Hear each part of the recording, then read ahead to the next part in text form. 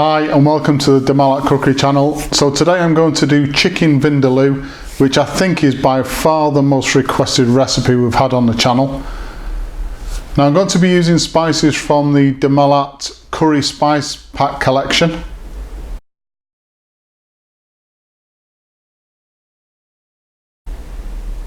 And as usual, a full list of ingredients will be given at the end of the video.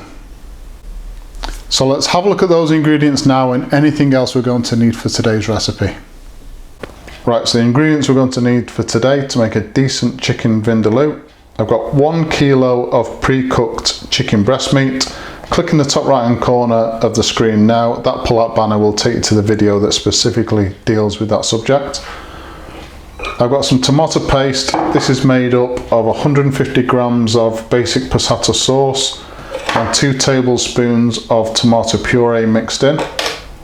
600 milliliters of the Malat curry based gravy. If you want to see how to make the curry based gravy, click again in the top right hand corner of the screen now, and that pull-up banner will take you to that specific video.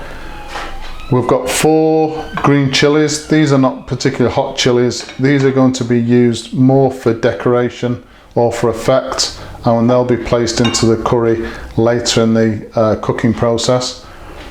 To create our sour taste, I've got 1 tablespoon of tamarind, 1 teaspoon of garlic paste, 1 tablespoon of garlic and ginger paste. So the garlic and ginger paste will go in first, then towards the end of the cooking process we're going to give the curry a hit of garlic. I've got 20 grams of Malat curry mix powder, 1 teaspoon of sugar. Now in a vindaloo, an authentic vindaloo, especially from the Goan region, which is where this recipe is from, we would use both cinnamon powder and also cardamom powder. But again, I want to try and reduce the number of ingredients that people have to buy, and I can't see where you would use cinnamon and cardamom powder regularly or in any other recipe, so I don't want you to go out and buy that. So a good alternative is to use a decent garam masala. So in this particular dish I've got 1 teaspoon of Malat garam masala and half a teaspoon of black pepper, and I'll mix that in before the cooking process.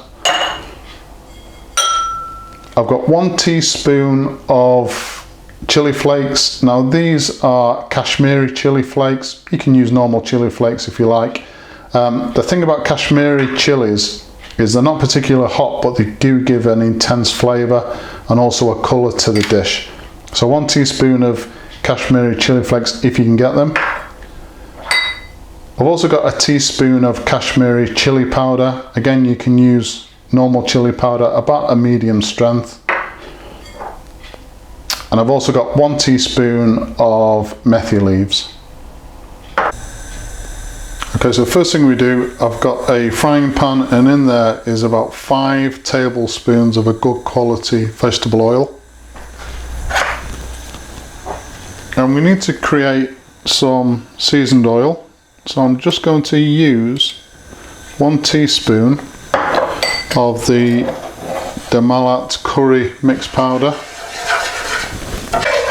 So this will create our own seasoned oil.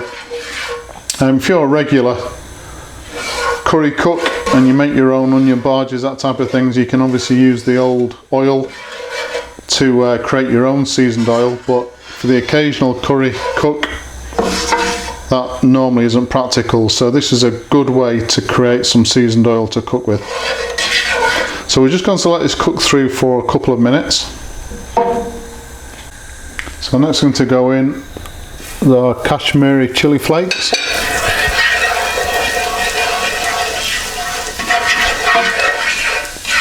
Again, we're just going to cook this through for a couple of minutes. So next thing to go in is our ginger and garlic paste.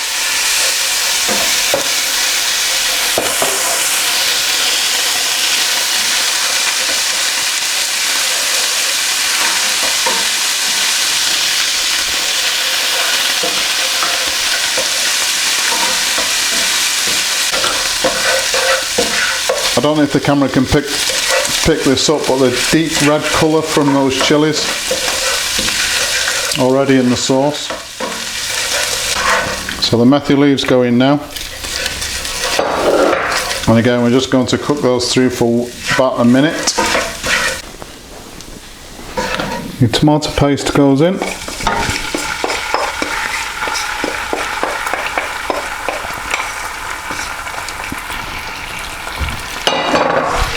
Okay, it's important that we let this tomato paste cook out as well. Again, just 2 or 3 minutes. So now we're just going to add about 150 mils of our base gravy.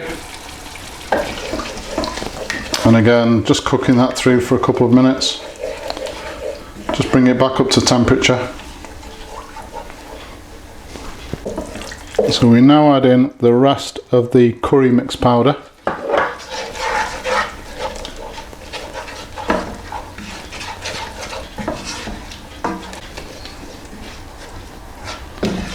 And once that curry mix powder has been just cooking in for a minute, we then add in the tamarind.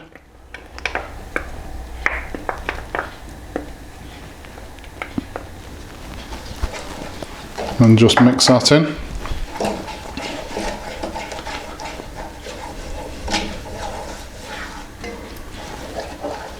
Our sugar goes in at this time.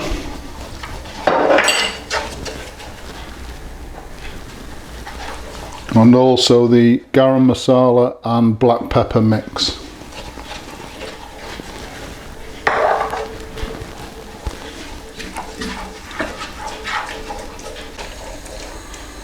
Okay, before we add anything else, what we need to do is just to taste what we have at the moment, just to assess it for heat.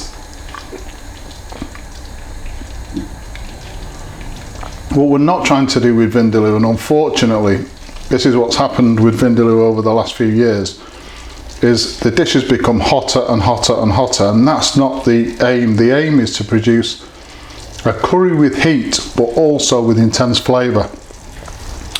So that's why we taste it before we add any more of the chili powder, just to assess what we actually need.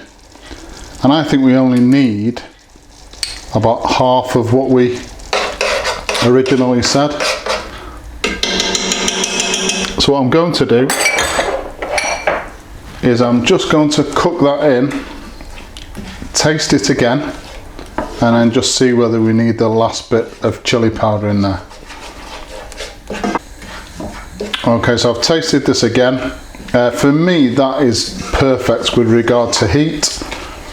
Again, with something like chili powder, you can always add more. What you can't do is take it away once it's been added.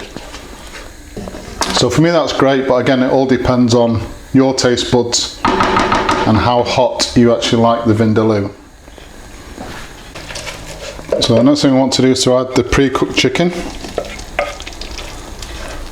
I just want to make sure that all of these flavours get coated onto this chicken before we add any more base gravy.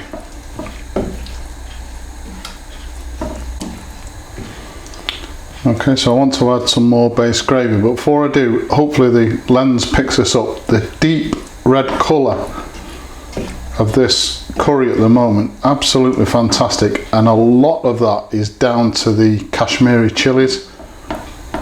They've had masses of flavour but also colour as well. So I'm just going to add about half of the base gravy that we have, and we're just going to cook that through, bring it up to temperature. We don't want to lower the temperature in the pan too much, which is why we've not added it all together. Now once we've added all of the base gravy, we are going to have quite a bit of sauce, but the technique after that is just to simmer the curry for 15 to 20 minutes and it will reduce in volume and just add more intensity to the flavour.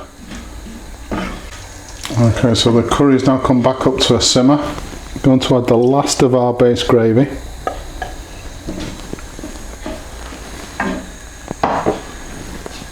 and just mix that in.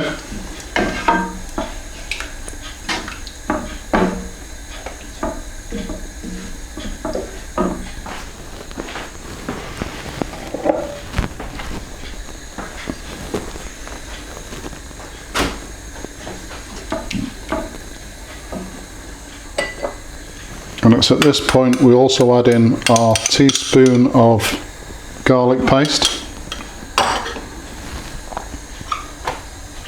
and our 4 green chilies. So this is 1 chili per serving.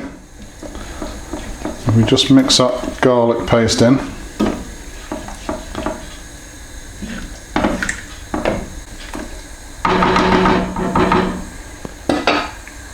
Okay, so now everything's mixed in. I'm going to leave this curry now for 15 to 20 minutes on a low heat, just to simmer very gently. The sauce will reduce in volume, intensify the flavour, and we should start to see oil appearing on the top of the curry, and that's a really good indication that the curry's cooked.